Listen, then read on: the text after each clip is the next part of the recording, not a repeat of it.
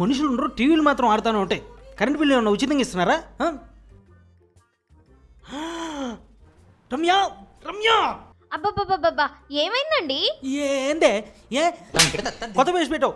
అది పాత ఇంకా 1 వీక్ వస్తుంది తెలుసా? హా, మీరు వాడినట్టు వాడితే వారమేంటి, సంవత్సరం దాకా వస్తుంది. ఇంకా సర్లే, అది ఎక్కడ పెట్టావు? డస్ట్బిన్ లో పడేసాను. డస్ట్బిన్లోనా? ఎంత పని చేసావే. అయ్యో కర్మ.